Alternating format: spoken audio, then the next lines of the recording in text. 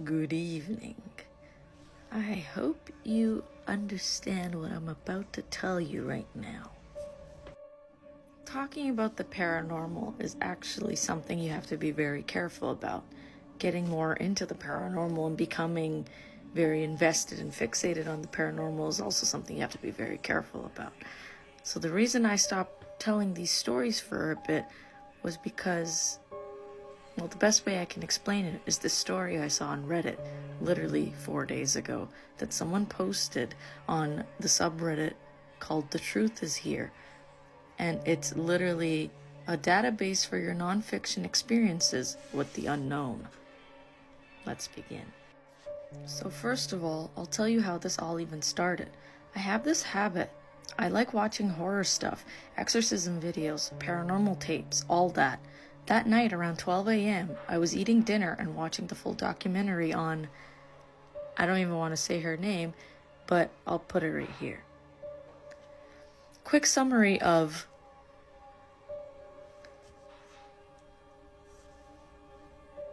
was a young German girl who became famous because of one of the most disturbing exorcism cases ever recorded.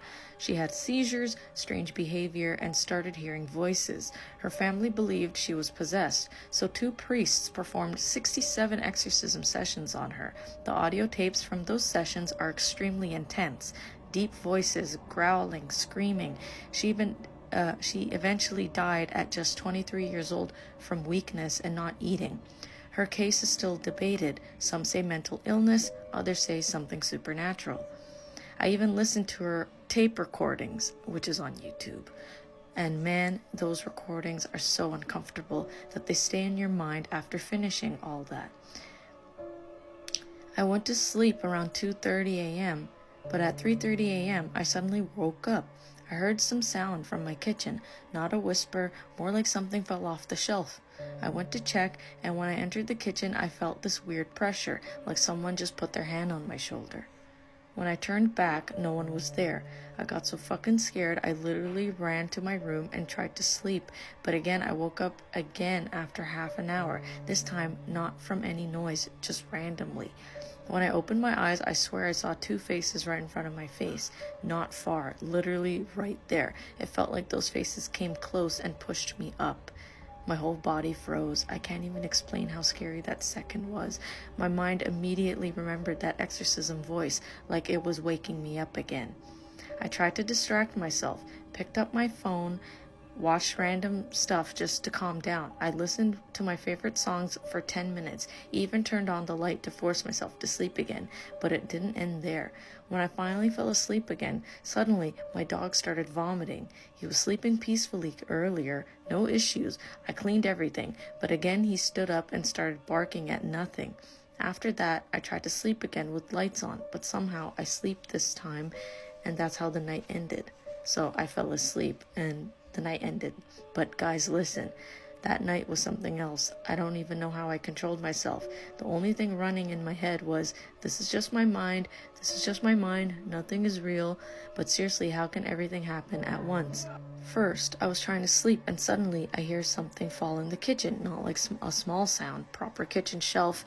I thought maybe a cat was inside or something, but when I checked, nothing was there, empty, silent, but I swear I felt pressure on my shoulder, like someone kept their hand on me for a second. That moment, my whole body froze. I went straight to my room. I wasn't taking any chances. I tried to sleep, but the moment I closed my eyes, boom, I woke up and saw 2 faces right in front of me, not normal faces, dark, weird, close to my face, like they pushed me upward. My heart was beating like crazy, and that exorcism voice I had listened to earlier, it was stuck in my head, repeating again and again. I instantly grabbed my phone, turned the flashlight on just to kill the darkness, started watching videos, listening to songs, anything to distract myself, but that voice and that feeling was stuck in my mind. When I finally calmed down a bit, I tried to sleep again. My dog started vomiting, so I had to get up, clean everything. Then he started barking on and off, like he sensed something. That was actually the scariest part. My dog never does that at night. After that, I tried to sleep again, and then I heard something, a whisper or sound from the kitchen again. Not clear, but enough to shake me. That entire night felt like something was happening around me, all after listening to that exorcism audio. Something sometimes I actually wonder, did I accidentally invite something, or was my mind just messing with me? I don't know, man, but that night was hell.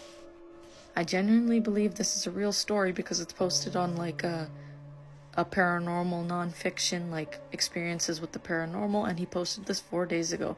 I tried my best to read his story as clear and precise as possible, but there was a lot of like weird grammatical things because he wrote this in like a hurry and a panic, which you can see like it was like rushed, like run-off sentences, like he was like scared, and he repeated himself a lot because of how scared he was. So I genuinely believe this is a real story, and the comments are all like real responses of like real things, and everyone's saying like, you don't dive into these things, you don't watch these videos, especially after midnight, but just in general, like if you're feeling scared, you're gonna invite these things in. And I genuinely believe that talking about these things very much invites things.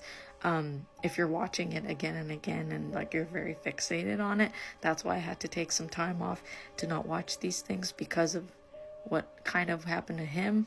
So yeah, I hope you like this very real situation and story. I'll post his like username here so you can check out the link to the story. The subreddit is called The Truth Is Here. I'll see you guys in the next one, and stay spooky. This story is genuinely terrifying. Like, it made my stomach turn, made me feel ill. It's that weird.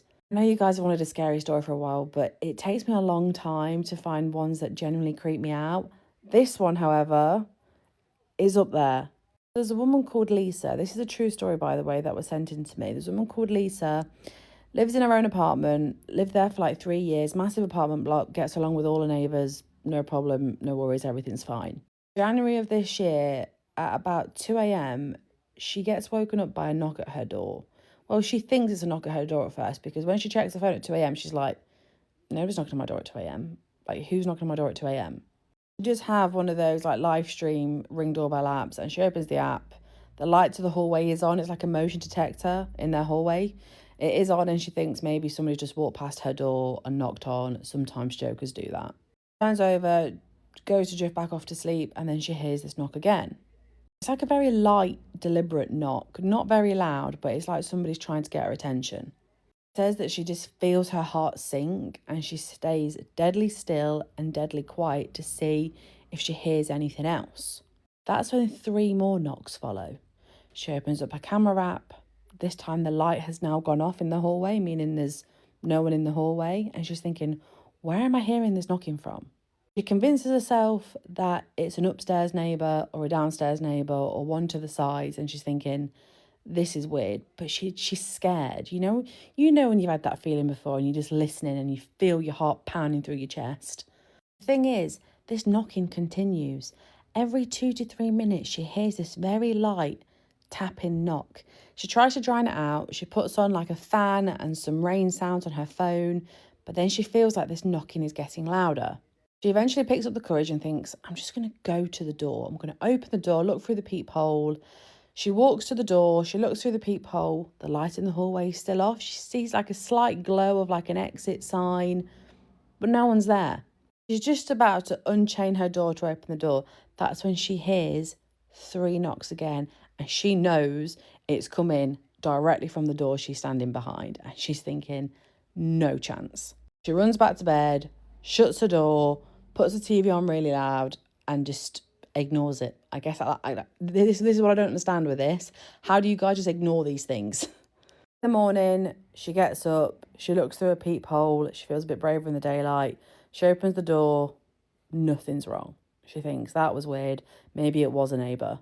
She gets dressed, goes to work, comes home around 7 p.m, she's chilling watching TV, she hears a knock at the door. This time it's like a normal knock. She goes to the door, looks through the peephole. It's her neighbour that lives opposite. He's like a middle-aged man, knows him relatively well. And he says to her, he's got something to show her, but it's a bit disturbing. And if she wants to, it's probably best the police to look at it, but he just wanted to let her know that something weird happened last night. She says to him, did something happen last night? Because I swore I kept on hearing knocking. And he said, someone was at your door last night. And this is when he showed her the footage. Around 1:57:58 a.m., the hallway light is triggered and you see this woman walk past this neighbour's door, and you just see that she's quite short, but she's got really long hair that looks really unkept, and she looks like she's wearing like this granny sort of dressing gown, not a nightie, but like, you know, those house coats. She looks like she's wearing one of those, but she looks relatively young. Like, she doesn't look old enough to be wearing one of these outfits. Walks past this apartment and it looks like something catches her scent. She's like an animal and she smells something and she looks directly at this young woman's door. And she kind of like sniffs the edges of the door and gets down really low and like looks like she's trying to look under the door, or she's sniffing the door. I don't know. That's when she does this really weird movement. And when I read this, it made my skin crawl. She puts her legs like either side of the door. So her legs are like kind of spread. She's on her tiptoes, but then moves the rest of her body down really, really low. Her shoulders down low, and her head is kind of pressed on this girl's doormat. That's where this woman stays for nearly like 2.5 hours. Every now and then she would get up and stretch, and that's when the neighbour's door camera would be triggered with motion. She'd get back down into position and just like knock on this door. That's why this young woman couldn't see anything on her Ring doorbell or through her peephole, because this woman was so far down the door that she was undetectable. And it's the fact that she kept so still that the lights just turned off and wouldn't trigger. What? Oh my God. What would have happened if this young girl opened that door? Like, what was this woman doing? Neighbour said that in the morning he woke up to loads of notifications on his phone for movement outside. That's when he saw it and just didn't know what to do, basically, other than tell this neighbour what happened. I don't know about you, but I would rather not know. This woman still lives in her apartment. She never has seen this woman again. Nobody in the apartment has seen this woman again. Who was this woman? Why was she a creep? What was she doing? Why do people like this exist? It terrifies me. Like, don't be knocking on anyone's door at 2 a.m. and definitely don't be crouching next to nobody's door, because no. Let's read another scary story that was sent to us. I finally got a desk in my trailer, and I have like my podcast mic and my laptop set up over here, so this will make it way easier for me to record and research for my podcast. But anyway, we're in a different location now, but I still have my Squishmallow, of course. Anyway, let's get into the spooky story. It was the summer of 2015. I was 9 years old and my sister was 13 years old at the time, and we visited our aunt in the countryside to attend her dad's funeral. Days after the funeral, we were sitting in the staircase that had a door at the bottom with a latch. It was just me, my sister, and my aunt at the house, and our aunt doesn't go upstairs unless she has to vacuum. Otherwise, she's on the porch all day long. So my sister and I were sitting on the staircase playing with a bunch of EOS lip balms and Avon magazines when we hear a loud thump in the room upstairs that's furthest away from the staircase. My sister and I looked at each other and I knew she heard it too. We began hearing heavy footsteps that started rushing towards the staircase. So we picked ourselves up and ran down and locked the door at the bottom and immediately told our aunt. She believed us. At night, we had no choice but to sleep upstairs in one of the rooms that doesn't have a door. I then felt as though someone was watching me, and when I opened my eyes, I saw a woman in a purple gown dressed like she was in the 1950s, with her body walking away from the door, but her face was turned and facing me, and she was staring at me with no emotion. In the morning while having breakfast, our aunt asked us if we saw the woman last night, and when we said yes, she sighed and continued drinking her coffee. Okay, so that's obviously creepy, but I thought it was kind of funny that the aunt was like, oh, okay, so you saw her last night? Like, she knows that there's a spirit in her house. But it sounds like maybe the spirit isn't a mean one. I mean, if the aunt is cool with her being there, so I guess that's not so bad. Because if I had a spirit in my house, I think I would be okay with it as long as it were nice.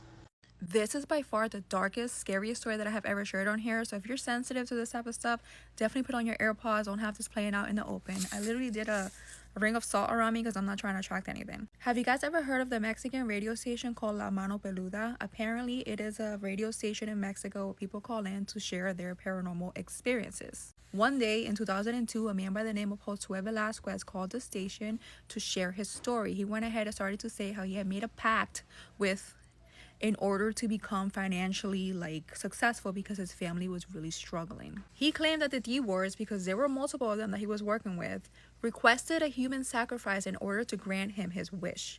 He went ahead and unalived his grandmother. In his thought, she had lived a long life and it was the least she can do in order to help out the family. So after he unalived her, this is when the money came. He became extremely successful, owned a bunch of businesses, owned a bunch of properties.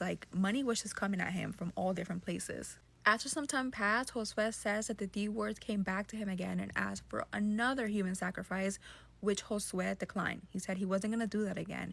Not long after, he literally lost everything. His businesses went downhill. He lost his houses. He lost his money. He went completely bankrupt. Now, this is where the torment began. Josue was constantly tormented, spiritually.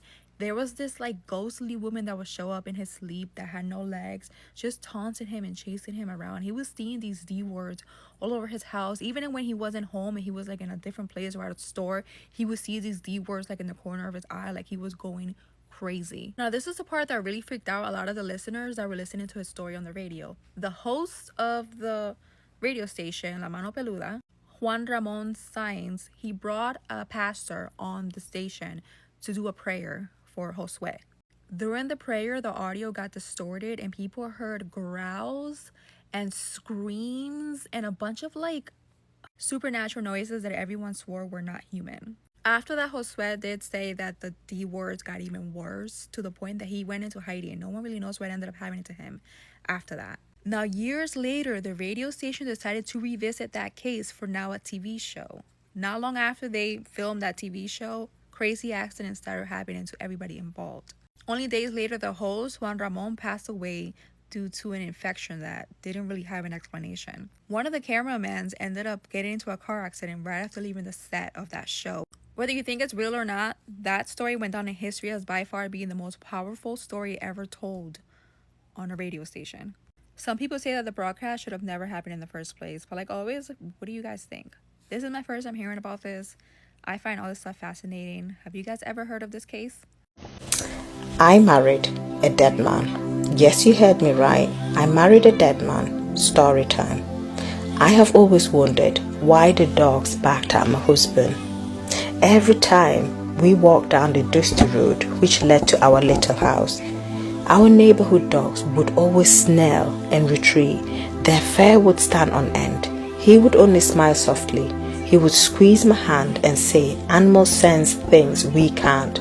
I found it very strange, but I never questioned it deeply. I guess love makes strange things feel normal. We had 2 children together, bright and beautiful. They adored their father. I loved and adored him, but they would often say they felt cold when he hugged them.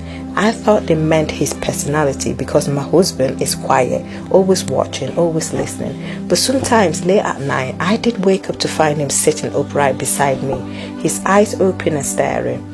I would always whisper, "Why don't you sleep?" But he would tell me, "I have rest enough." He did murmur, never breaking his gaze. Years passed and the strange pieces of my life remained scattered, uncollected, unnoticed, until one day I found an old newspaper. While cleaning the attic, my breath caught as I stared at the headlines. Car crash claims local man, body never recovered. My heart sunk. The photograph below it. It was him, my husband. The name his, the age was his, the date which I remember, 5 years before we even met. My hands trembled as the truth sank in like ice. That night, I hesitated, but I finally confronted him. He didn't deny it. He didn't speak at all. He simply looked at me with the same cold, endless stare, a stare now I understood too well. In desperation, I pulled out the photo album we kept for our children. Page after page of smiling faces, minded kids, but in every picture where he should have been standing, there was only empty space. Sometimes a blur, sometimes a shadow, never him. My knees weakened.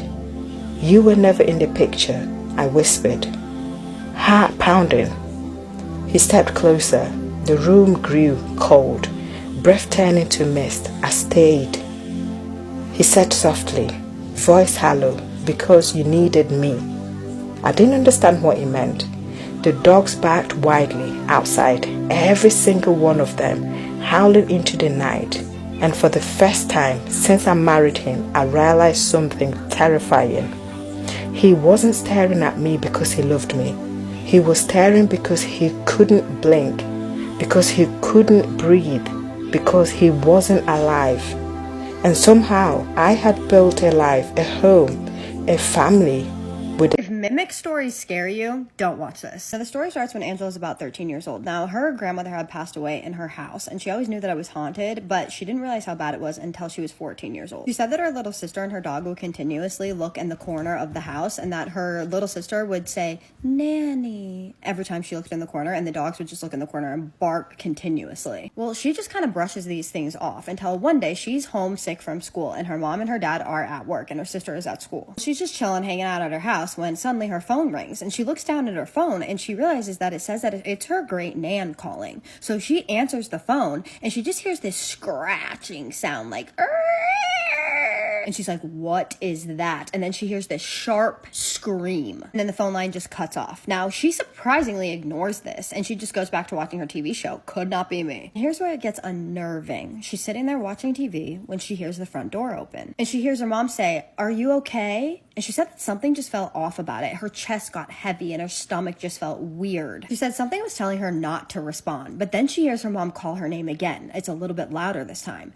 and she's scared at this point. She said that, bear in mind, she was 14 years old. She had never been home alone, and so she was freaked out. Right as she's sitting there, scared out of her mind, her phone starts to ring, and the caller ID says it's her mom calling. And her mom says to her, are you okay? Just like she had heard her say when she heard the door open. And then she just says, I'm picking your siblings up from school. And at this point, Angela is just like, okay. Angela said she did not want to scare her mom, so she did not tell her mom what happened. Then it gets worse because this brave girl decides that she's going to go downstairs and she's going to try to find out what she heard. She can't find anything, so she's walking back up the stairs when suddenly something just tugs her hair back and she falls down the stairs. Now she starts screaming and crying, and as she's screaming and crying, she can still feel something tugging on her hair. And then just like that, she's out like a light. Next thing she remembers, her mom is waking her up, asking her again if she is okay. Now, the last thing she said in this email was, do you think this was my grandmother, or do you think that this was something else? And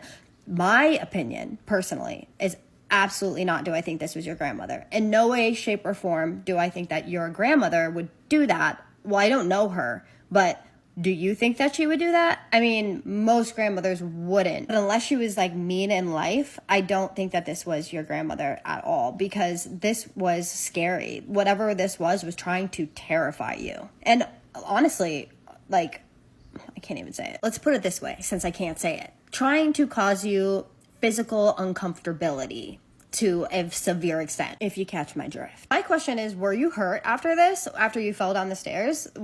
Did that hurt you? Because I'm sure that did, right? And also, one thing that I find really interesting is that you heard your mom open the door and say, are you okay? And then your mom ended up saying that to you twice. And the second time she said it to you after you fell down the stairs, which makes me think that that was kind of like a foreboding for what was about to happen to you, which I personally think is like the eeriest part of the story. But what do you guys think about this entire story? Do you think this was her grandmother?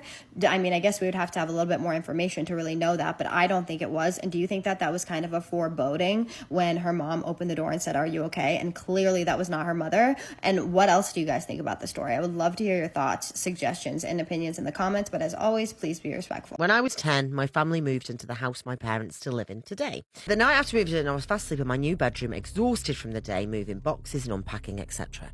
Then I was awoken by the sounds of all the doors downstairs opening and closing themselves, like a paranormal activity. I remember it so well. First, the kitchen door creaked open, low and deliberate, the sound echoing down the hallway. A few seconds later, the living room door opened too, as if someone unseen was walking through the house, opening each door as they went. My heart pounded. I threw back the covers and ran down the hall straight to my parents' room. I got into the bed beside my mam, asking her what was going on, and she tried to reassure me that it was just a draft. After all the doors and windows had been open all day while we moved, but even at 10, I knew what I'd heard wasn't normal. Years later, when I was a teenager, my mum finally told me about the night she saw her. She'd been closing the curtains in her bedroom when she noticed a woman standing on the pavement outside of our front garden, staring up at the window. The woman looked lost, confused, about 50 or so. Worried she might need help, my mum went downstairs and opened the front door, but the street was empty. Completely deserted. We live at the end of a cul-de-sac. There's nowhere to disappear to without being seen. Then, a few nights later, my mum was drifting off to sleep when she heard two voices, a man and a woman, arguing softly. "Mum, come on, we have to go." "It's all right, son. It's just a small fire. We have time." She told herself she'd been dreaming, just overtired. But then, a few weeks later, an electrician came to do some rewiring.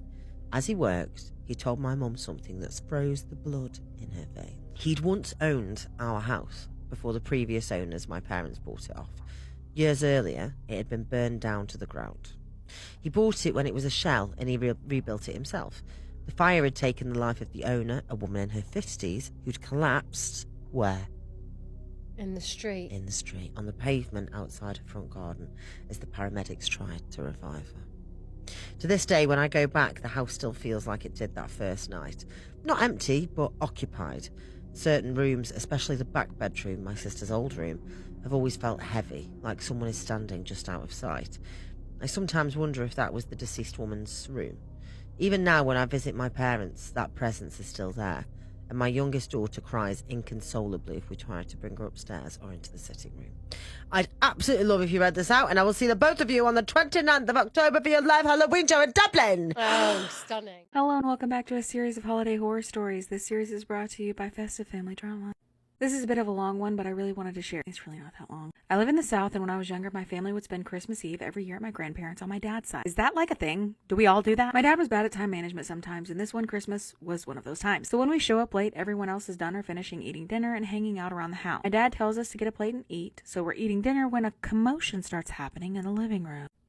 My dad tells us to not worry about it and keep eating, so me and my brothers do. Well, the commotion gets more heated, and it's very clear people are arguing, but we keep eating because you don't argue with my dad. Anyways, a few seconds later, my grandmother comes in asking my dad to go into the living room and handle whatever my family is arguing about. My dad tells her she doesn't want him to handle it, but she insists that she does. Sometimes it just needs to be handled that way, you know what I mean? Well, let me tell you about what was happening while we were getting food and eating that caused my family to get into a fight. My aunt, my dad's biological sister, is married to a black man. This was apparently a pretty big problem for my dad's family before I was born, according to him. I don't like where this is going. They had 2 kids together. Apparently at some point, one of my other cousins called their daughter the N-word. Oh no, he definitely needed to handle it the way that was going to get handled.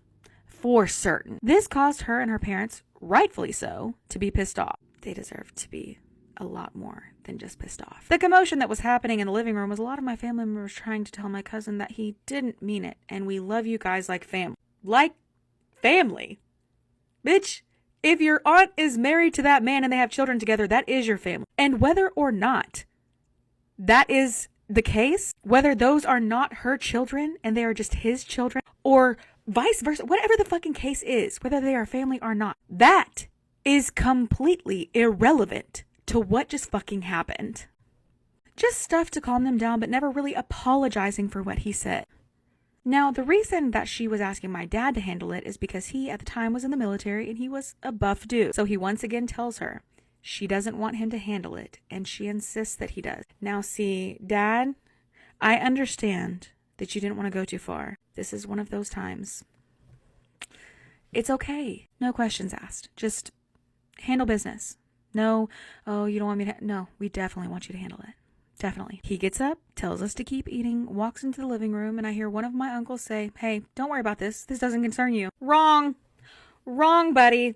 It does. Just get back to the kitchen and mind your... We hear a hard whack. And then something big hitting the floor.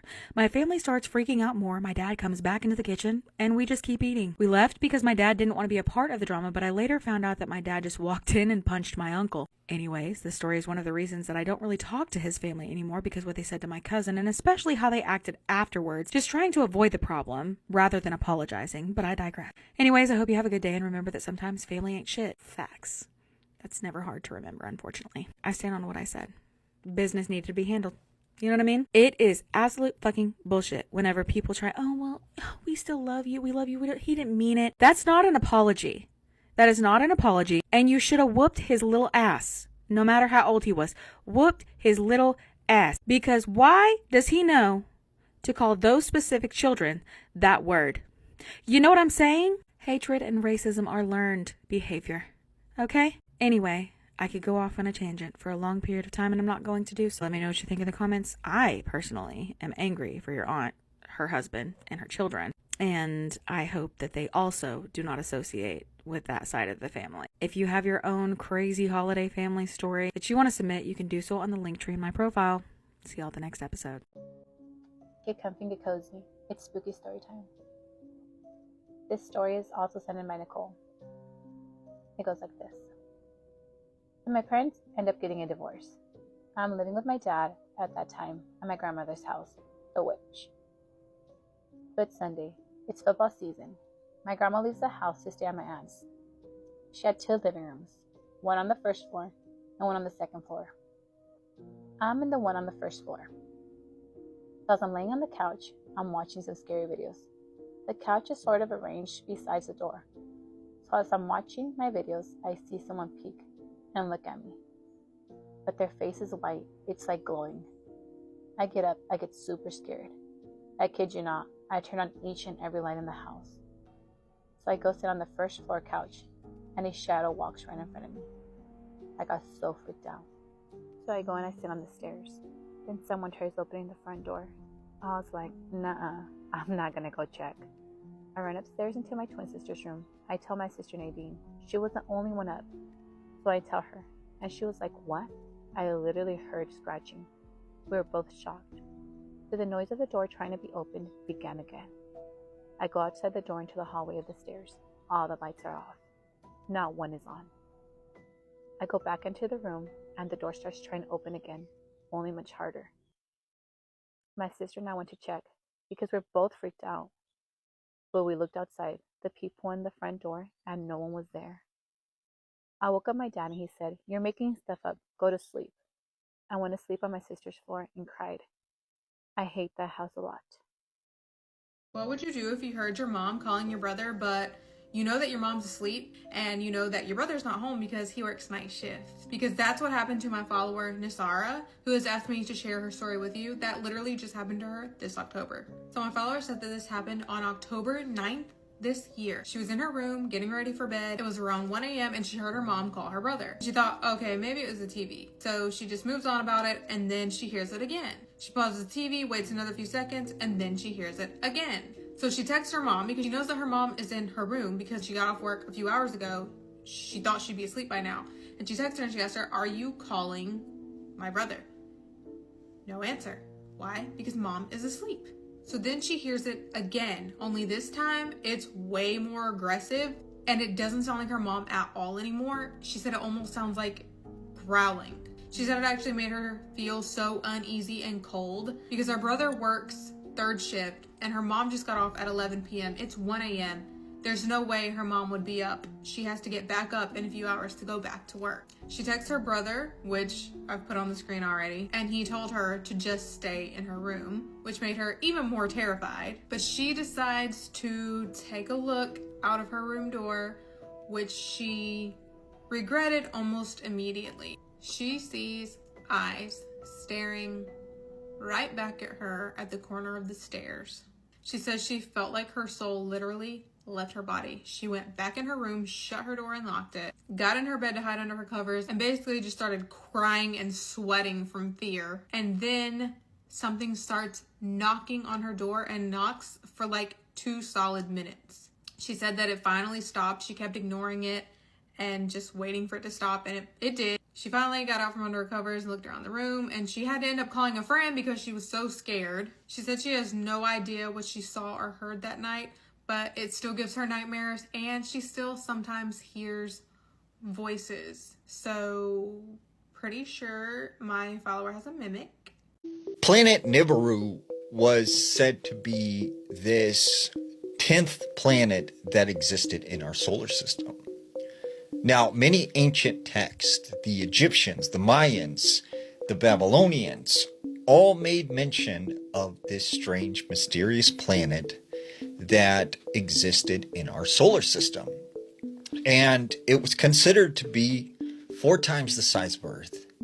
And it had this strange elliptical orbit that would take it in and out of our solar system every 3,400 years.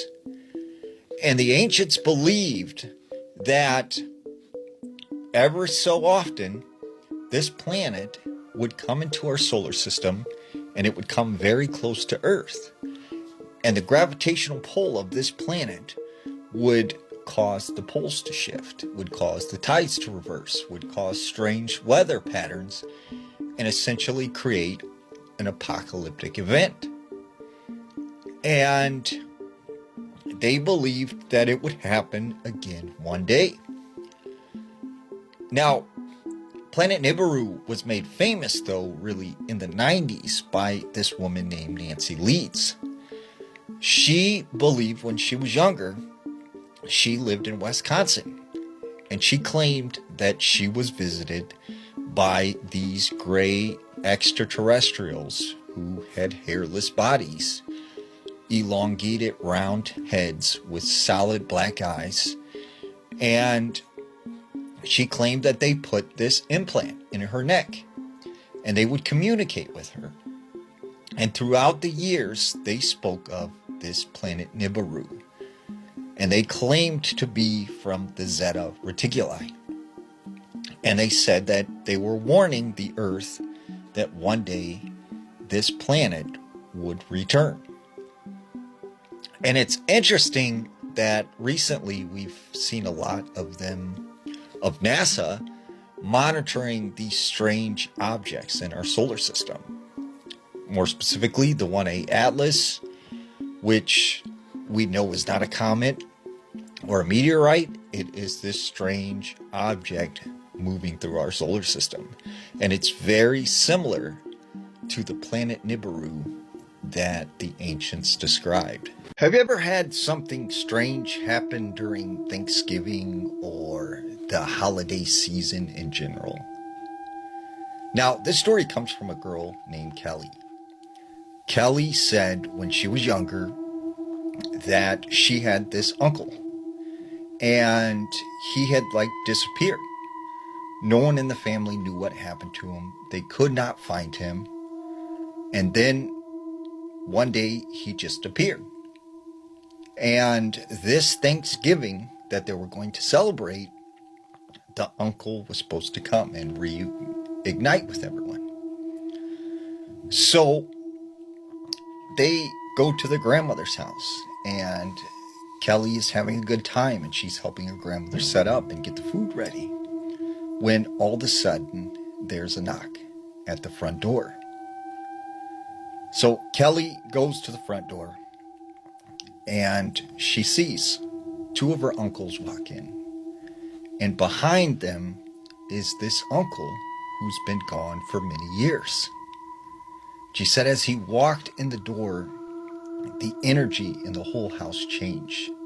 It was very sort of aggressive and angry, and it just felt very eerie.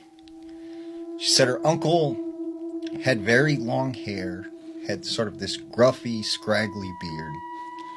He had this leather jacket on and these ripped up jeans with these black boots. And he had this just plain look on his face.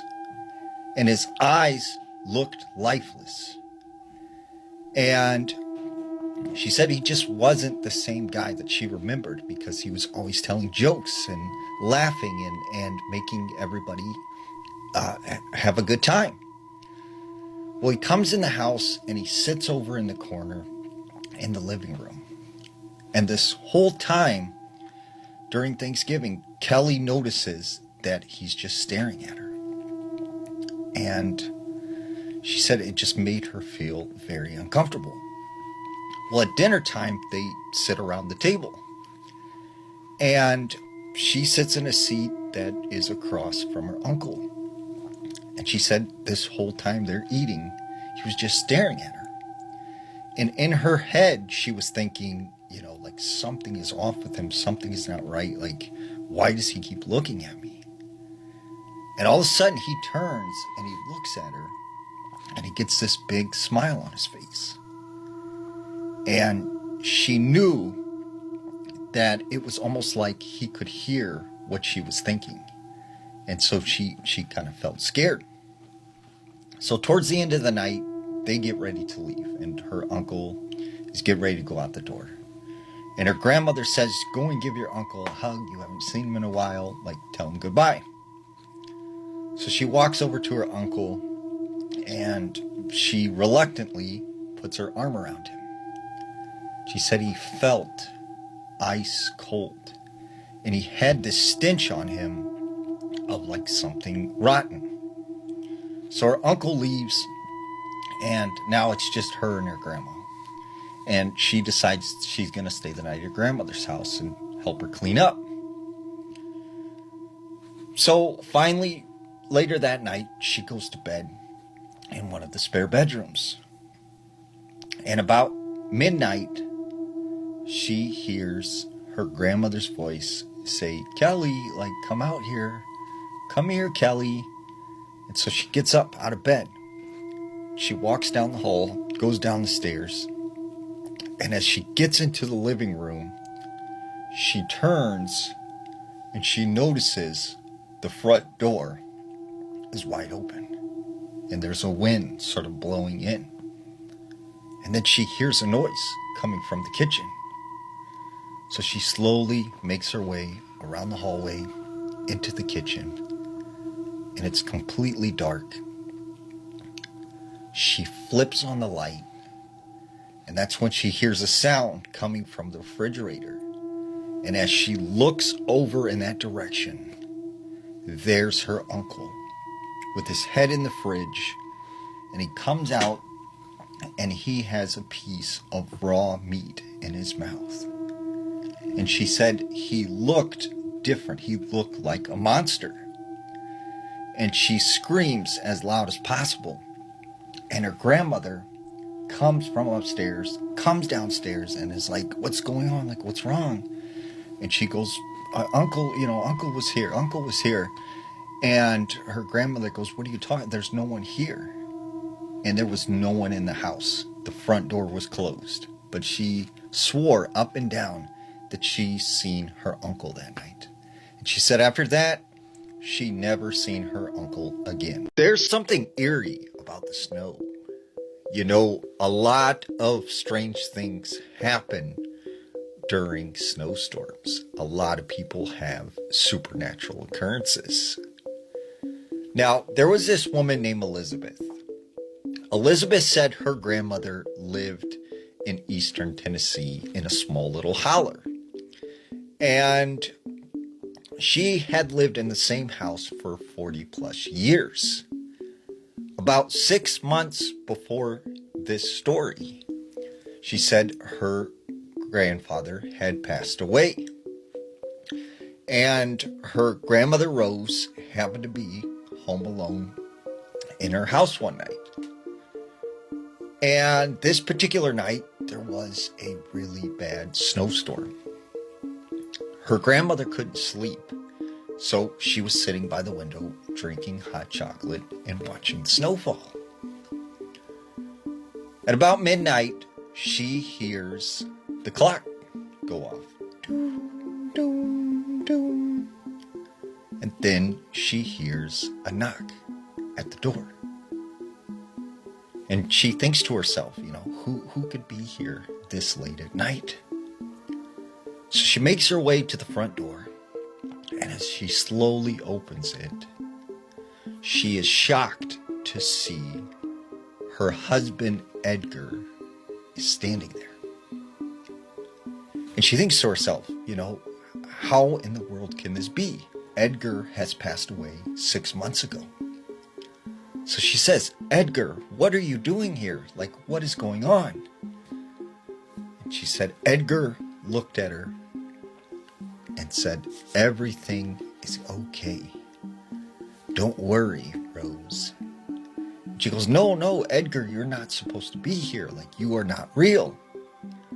He says, no, I am real. And that's when she looked at his skin. It was kind of shiny and it looked very rubbery. And it looked as if he was wearing some kind of mask and his skin was hanging off his face. And it felt like her husband, but at the same time, she knew it wasn't Edgar. So she said, Edgar, you must leave. You are no longer here. Like, you have to go. He goes, no, Rose, it's okay. Just let me inside. And she said there was this strange, shrill sounding thing in his voice. He didn't sound right. And she said that's when he tried to make a move to go into the house. But her grandmother just starts hitting him and pushing him and saying, get out of here, leave. And that's when all of a sudden Edgar takes a couple steps back onto the porch and he starts grabbing at his face like he's trying to pull the skin off. And he lets out this crazy scream, growl, and her grandmother's terrified. She slams the door shut. And for a whole hour, this man, her ex-husband, sat on the front porch. He then turned and walked off into the forest. The person behind me is the youngest woman ever to be sentenced to death in the United States. She was only 18 years old when she committed the crime and 20 years old when she was sentenced. This is the story of Krista Pike. Reminder, I tell a lot of dark true crime stories on this channel. Severe discretion is advised, but follow along if you want to hear more. So this is Krista Pike, and she had a terrible childhood. She was born in West Virginia in 1976. Her parents divorced when she was really young, and her childhood was marred by dysfunction and neglect. Her mother's name was Carissa Hansen, and she sucked ass. She often prioritized romantic relationships over parenting, and it left Krista feeling abandoned and unloved. Both of her parents were incredibly negligent. One of her aunts even noted that they found her as a baby crawling through dog droppings all over the house. She bounced around a lot in different foster homes because she was apparently violent towards other children, so she couldn't find a permanent house. And by the time she reached her teenage years, she had made several attempts on her life, and she turned to substances in order to cope. She dropped out of high school her junior year, and with little support and direction, she joined the Job Corps in Nashville, Tennessee as a fresh start. But tale as old as time, she instead became infatuated with a boy, and this is where the story takes an even darker turn. So Krista Pike became absolutely smitten with Daryl Shipp, who was 17 at the time, and he had his own troubled past. But together they bonded over a shared interest in the occult and dark practices. So it's important to recognize that Krista's history with abandonment, lack of guidance, and exposure to toxic relationships as a kid played a big role in shaping her psyche. And she really felt like this boy made her complete. But then another girl comes into the picture and threatens everything. This is 19-year-old Colleen Slemmer. She was in the same job training program as Krista and Daryl. And Krista had totally convinced herself that Colleen was trying to steal her boyfriend. Whether there is any truth to this still remains unclear. But what we do know is that Krista's jealousy spiraled into a violent obsession. And she started like a really insidious plot. On the night of January 12th, 1995, Krista lured Colleen into a wooded area near the Job Corps campus. She brought along her boyfriend Daryl Shipp and an accomplice, Shadola Peterson. They told Colleen that they were just going to go into the woods and party, but then Krista and her boyfriend attacked her. Colleen was beaten, taunted, slashed, and tortured for 30 minutes. They both carved pentagrams into her chest. And then the final blow came when Krista took a piece of asphalt and smashed it into Colleen's skull, which ended her life. But the cruelty didn't stop there. Krista decided she wanted a souvenir from the crime, so she decided to take a piece of Colleen's skull. They were caught within 36 hours, for a number of reasons. For one, the brutality of the crime left a mountain of evidence that pointed them straight to these three, and Colleen, with her 18-year-old hubris, decided to go around and brag about the crime to her friends, and even showing off Colleen's skull to people. So the evidence was overwhelming, and there was no question that they did it. It was just what was going to happen to them now. Krista was tried in 1996, and she didn't show much remorse. The jury only took 2.5 hours to find her guilty of first-degree murder. Krista's defense argued that she was only 18 at the time of the crime, and that her troubled upbringing should influence her sentencing. But they decided to sentence Krista Pike to death. Daryl Shipp, her boyfriend, was 17 at the time of the crime, and he was sentenced to life in prison with no parole. And their accomplice, Shadola Peterson, was given probation in exchange for her testimony. Krista Pike remains on death row to this day, despite her many attempts to apply for appeals, which have all been denied. And in that time, she has not been a model prisoner. She has been violent with other inmates, and she even plotted a prison escape with her boyfriend and a prison guard, unsuccessfully. So while Krista's upbringing offers us a glimpse into her mindset as a person looking for belonging in all the wrong places, it doesn't excuse her behavior or the decisions that she made that night, because Colleen Slemmer's family still lives with the pain of her loss. And that is the story of Krista Pike, the youngest woman to ever be sentenced to death.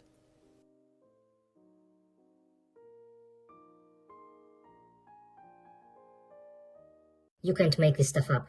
Might have known the story of real-life boogeyman. My name is Isabel, and I have a spooky story for you. This story takes place in Zacapu, a small town in Michoacan, Mexico. It was my first time visiting, and I had come for my tia's wedding, as well to spend some time with family. The first couple of nights were normal, except for one. That night, my cousin slept over at my abuelita's house with me, and oh boy, she was a bit of a troublemaker. We stayed up late watching scary movies until around midnight. My cousin suddenly had a bad idea. She wanted to go to the mogote. This mogote was a rocky area behind my grandparents' house, covered in moss and plants. It always gave me weird vibes.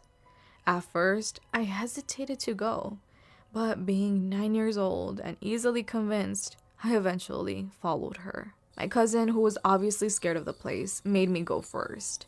We had to climb for about 4 minutes to reach the top.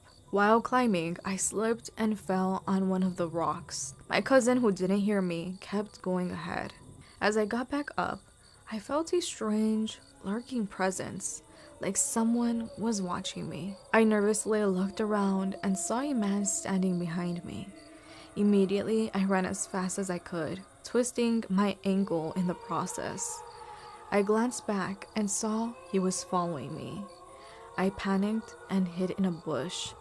The man was dressed in dark clothing, and it looked like he was floating.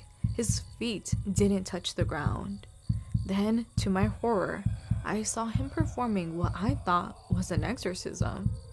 He was standing over a woman with long, flowing hair and pale skin. She was screaming, blood-curdling, terrifying screams. Suddenly, everything went silent. The woman passed out, and my heart was pounding so hard I could barely breathe. I thought they were gone, so I stepped out of my hiding spot, but the man was still there.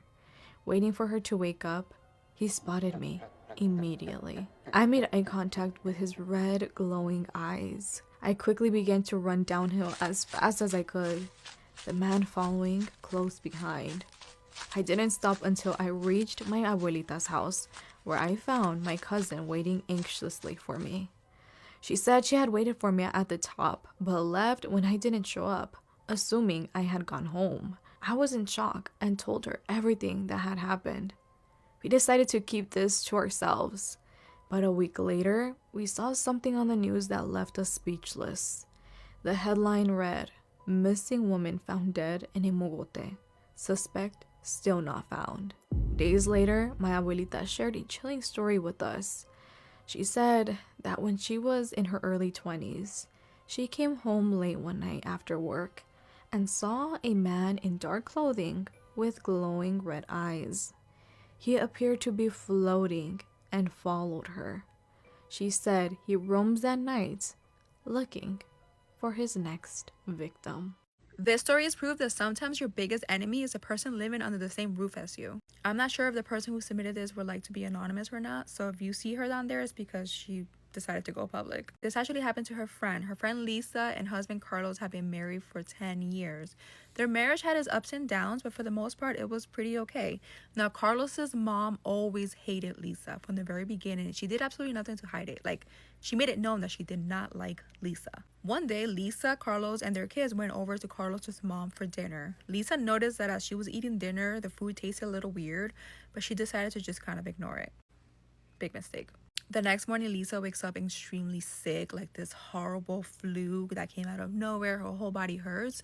This ended up lasting for weeks. She wasn't getting any better. It just continued to get worse. And suddenly, her mother-in-law, Carlos's mom, shows up at the house pretending to be the saint, that she was going to come around and help Lisa with the kids and with the house, and she was going to cook and make sure that Lisa was back to her healthy self out of the goodness of her heart. One day, Lisa happens to overhear her mother-in-law on the phone talking in Spanish with someone, very agitated, saying it's not working fast enough. Lisa was kind of a bit confused as to what she was even talking about, but she knew that whatever it was wasn't good. That night, Lisa had a dream about this cloaked being. It had this long black cloak that had an altar and was lighting candles that smelled like burnt hair. At this point, Lisa becomes hospitalized because she's not able to keep any food or liquids down. As she's laying in the hospital bed, practically on her deathbed, Lisa's mom hears about what's going on. Let's call Lisa's mom Margaret. Margaret hears about what's going on and runs to her daughter's side right away. Lisa's mom, Margaret, ends up going to Lisa's house to try to investigate because this whole thing with her daughter becoming so sick didn't make any sense, and she had a feeling that this had to do with brujeria, especially after hearing Lisa's dream.